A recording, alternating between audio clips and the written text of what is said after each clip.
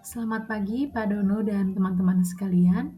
Saya Francisca Aryani dengan NIM 22120700167. Pada kesempatan kali ini, saya akan mempresentasikan mengenai Developing Global Leadership Talent yang diambil dari buku Global Talent Management by David G. Collins. Pada kesempatan kali ini, saya akan membahas 5 poin penting. Yang pertama, kompetensi kepemimpinan global. Yang kedua, bagaimana kompetensi kepemimpinan global dikembangkan. Yang ketiga, peluang perkembangan.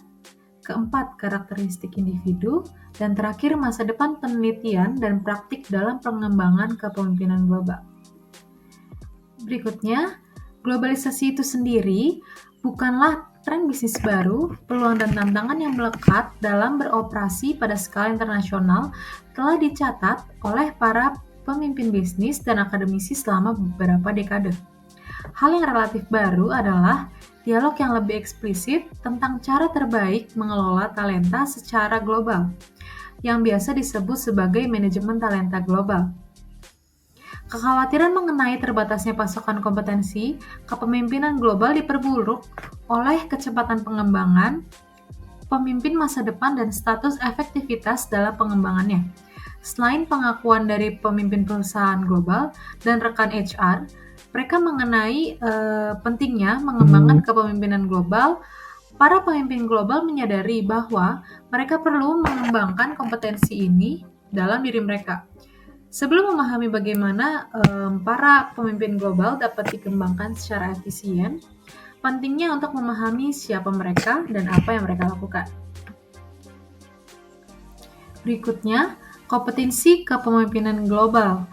Penelitian terhadap mereka yang bekerja dalam konteks lintas budaya seperti ekspatriat, pelancong bisnis, dan anggota tim global menunjukkan bahwa individu yang efektif dalam lingkungan lintas budaya telah menunjukkan penyesuaian pribadi yang baik, hubungan interpersonal yang baik dengan orang lain yang berbeda budaya, dan penyelesaiannya yang efektif. Kompetensi kepemimpinan global, manajemen hubungan mencakup kompetensi yang mempengaruhi interaksi multikultural dan budaya individu di tingkat kelompok dan kemampuan untuk membangun hubungan yang kuat dengan orang-orang dari budaya yang berbeda. Para pemimpin global harus mampu mengintegrasikan berbagai faktor dinamis dari organisasi dan lingkungan lokal. Hal ini memerlukan kompleksitas kognitif tingkat tinggi yang memungkinkan para pemimpin untuk memahami dan mengintegrasikan basis pengetahuan yang lebih luas dan menyeimbangkan tuntutan integrasi global dengan daya tanggap lokal. Berikutnya, di sini ada satu golden picture di mana menjelaskan mengenai cross-cultural competencies of global leader. Dapat dilihat salah satunya dari kategori of cross-cultural competency. Self-management kompetensi ini dapat dilihat pada kolom sebelahnya. Sampel kompetensi yaitu tolerance of ambiguity, self-efficiency, cultural curiosity, and resilience. This competency enable a global leader to manage emotional response in complex and ambiguous cross-cultural environment. Kemudian yang kedua dapat dilihat terdapat relationship management kompetensi dan business management kompetensi.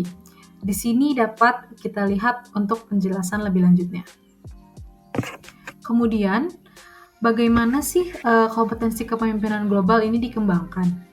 Setiap kompetensi, bukan hanya kompetensi kepemimpinan global, terdiri dari pengetahuan, keterampilan, kemampuan, dan karakteristik individu lainnya, atau dapat disebut KSAO. Hal ini penting karena KSAO bervariasi dalam hal multibilitasnya, kemampuannya untuk berkembang dan berubah.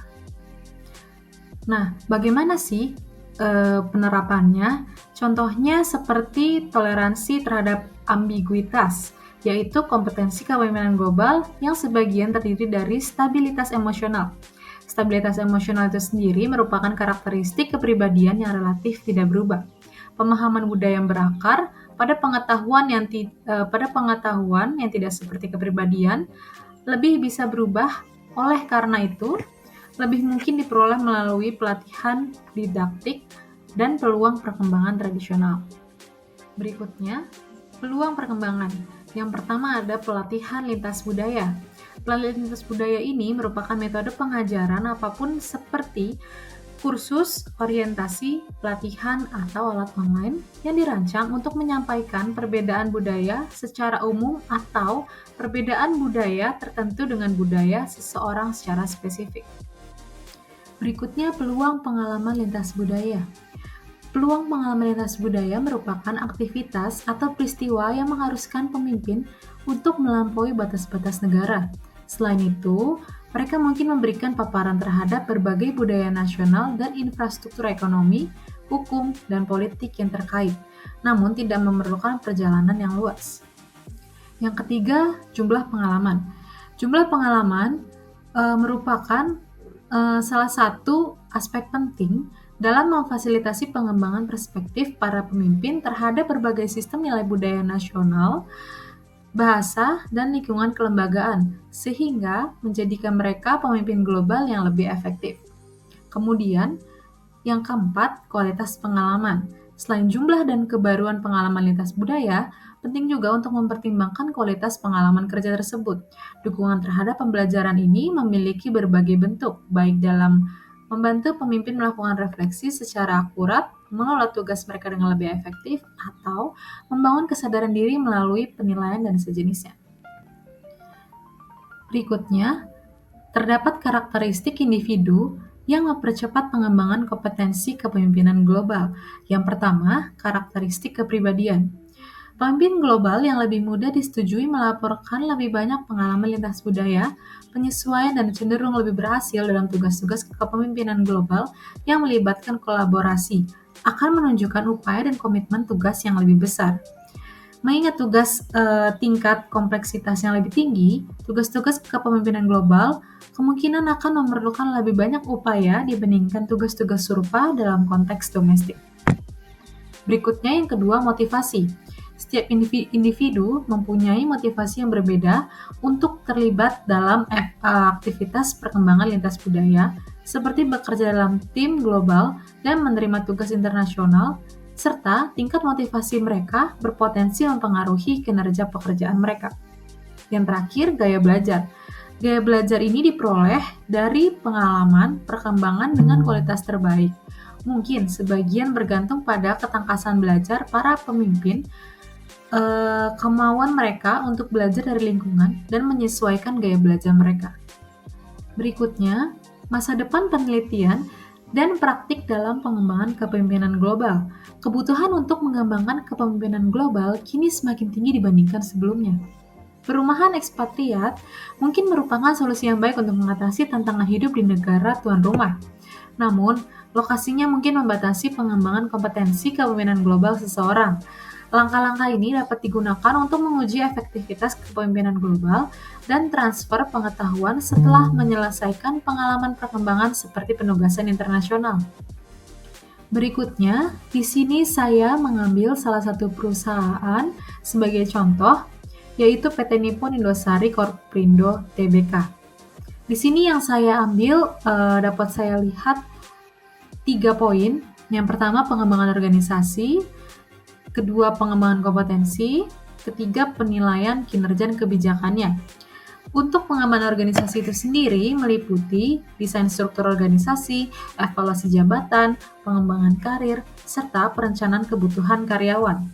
Beberapa aktivitas yang telah dilakukan yaitu meninjau kembali struktur tingkatan posisi, finalisasi struktur organisasi, pemetaan posisi sesuai struktur organisasi yang baru, dan perencanaan kebutuhan karyawannya.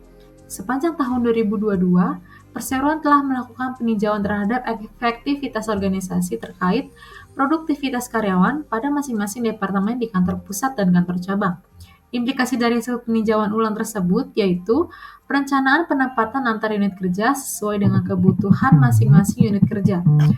Laporan tahun 2022, selain itu, Perseroan juga melakukan peninjauan yang berkelanjutan terhadap strategi dan kebijakan pemenuhan pegawai dalam rangka mendukung strategi bisnis perseroan dan meningkatkan efisiensi biaya tenaga kerja. Kemudian untuk poin kedua ada pengembangan kompetensi. Tujuan pengembangan kompetensi ini untuk meningkatkan produktivitas kerja, melakukan efisiensi, memberikan kesempatan berkarir, atau menemukan potensi karyawan. Setiap kompetensi tersebut memiliki angka standar yang menjadi referensi standar perilaku kerja karyawan. Metode pengembangan yang dilakukan adalah melalui tahapan pengembangan berdasarkan kebutuhan dan persyaratan jabatan di perseroan. Adapun program pengembangannya meliputi pelatihan, pengayaan pekerjaan, perluasan pekerjaan, pengembangan diri, mutasi kerja, rotasi kerja, dan promosi. Yang ketiga, penilaian kerja dan kebijakannya. Awal tahun yang dikelola melalui proses yang berkelanjutan dan responsif antara karyawan dengan manajer ini yang terdiri dari proses pembinaan, pembimbingan, dan pemberian umpan balik sehingga karyawan dapat mengetahui posisi mereka dalam hal kinerja dan pencapaian di sepanjang tahun. Pengkajian pencapaian kinerja karyawan dilakukan pada pertengahan tahun dan kemudian pada penghujung tahun akan dilakukan penilaian. Peneraan dan pemberian peringkat.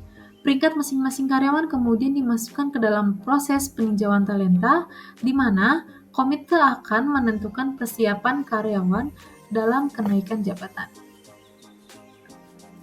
Berikutnya, di sini saya mengambil salah satu jurnal hasil penelitian dari manajemen talenta dan perkembangan karir pengaruhnya terhadap kinerja karyawan, menunjukkan bahwa variabel manajemen talenta berpengaruh signifikan terhadap kinerja karyawan dengan arah positif.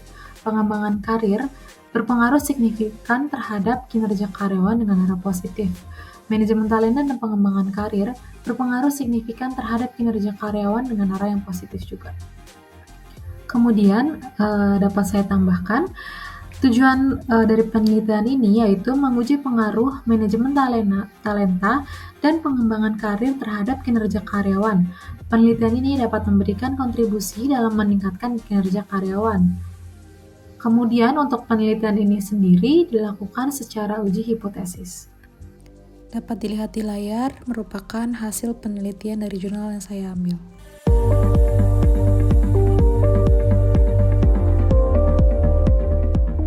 Setiap perusahaan membutuhkan program pengembangan talenta untuk karyawannya.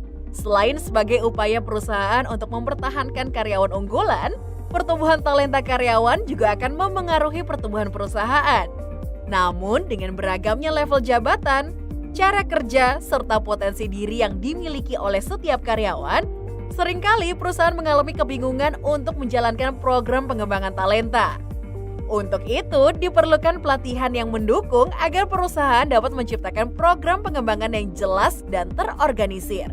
Dengan mengikuti kelas sukses mengembangkan talenta karyawan dengan metode blended learning, keinginan perusahaan atas kebutuhan program pengembangan talenta untuk karyawan akan terpenuhi. Kelas ini dirancang untuk menguraikan tahapan pengembangan talenta menggunakan blended learning 70, 20, 10, mulai dari tahap persiapan dengan memetakan potensi dan kinerja karyawan, tahap pelaksanaan pengembangan, hingga tahap evaluasi program dan peserta program. Pahami setiap tahapan pengembangan talenta bagi karyawan untuk mendukung pertumbuhan perusahaan melalui kelas sukses pengembangan talenta karyawan dengan metode blended learning.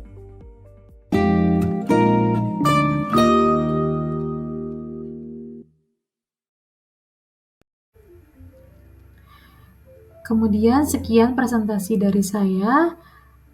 Mohon maaf jika ada salah, kurang lebihnya dapat dimaafkan. Terima kasih.